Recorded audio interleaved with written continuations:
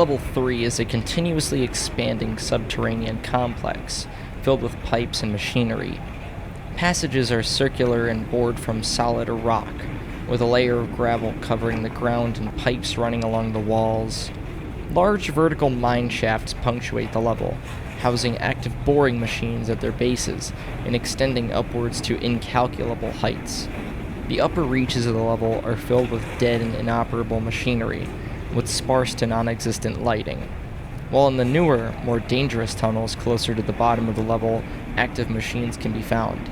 Deeply buried machinery transports and processes crushed stone extracted from the depths and shield against the intense heat radiating from below.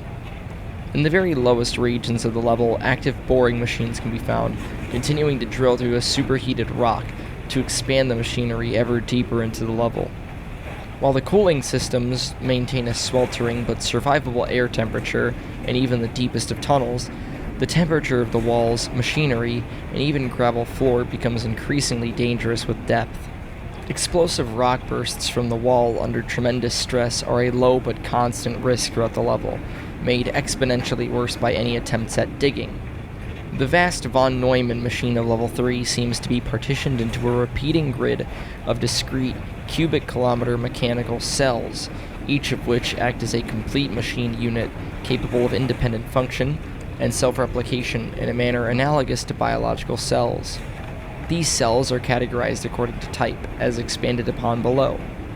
The machine cells farthest from the layer of active expansion are categorized as dead cells, having shut down all active functions after successfully self-replicating into the layer below. Temperatures range from slightly above room temperature to frigid, as these cells support the cooling system which keeps the active cells in the habitable temperature range. It is in this region of the level that iron ladders are a safe method of entering lower tunnels, as temperatures are low enough at this height to allow safe contact with metal surfaces. Deeper into the level, it is recommended to find and descend a spiral tunnel if possible when ladders become unusable.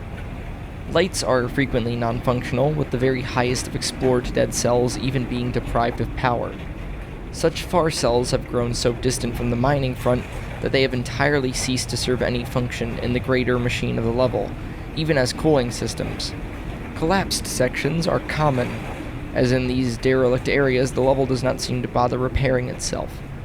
The most prominent feature one may find in these cells are vast vertical mine shafts, lined with rails where the processing machinery was lowered into the younger cells below.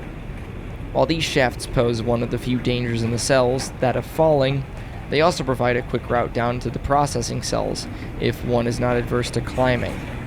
In processing cells, the vertical mine shafts are occupied by towering structures of layered platforms, secured to the rails containing cities worth of automated machinery, specializing in smelting, forging, and manufacturing, forming the true heart of the Level 3 machine complex. The tunnels house a network of conveyors, pipes, and conduits, which tie the processing plants into the level, supplying them with power and materials from below, and transporting the manufactured parts down to the cells undergoing active construction. Temperature becomes a noticeable problem, with walls burning at the touch like hot pavement, and the air becoming stiflingly hot. The sound and smell of machinery is constant, echoing down every passage in a continuous roar of thunderous booms and sulfurous fumes.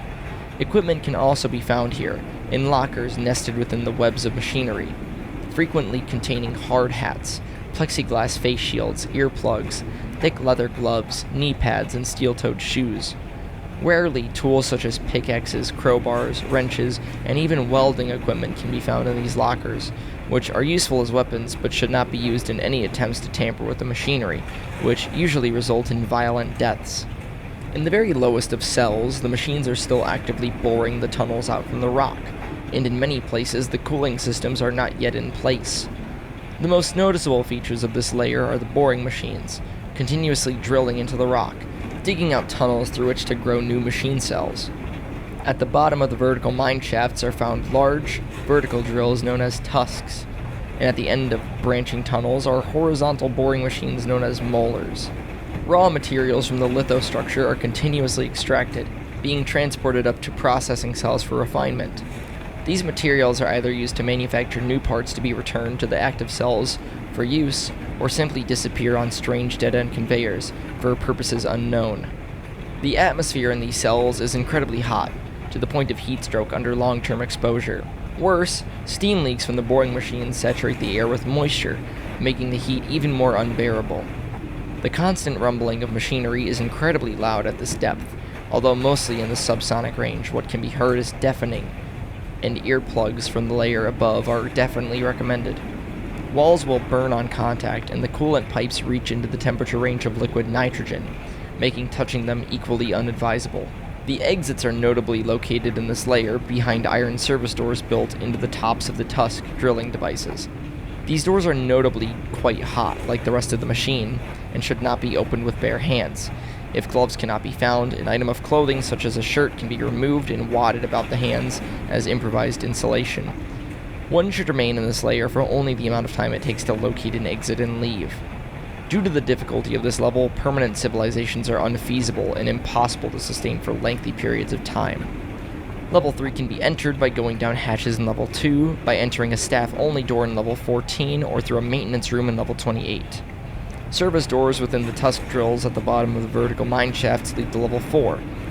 It is also possible to climb back up through a hatch to return to Level 2.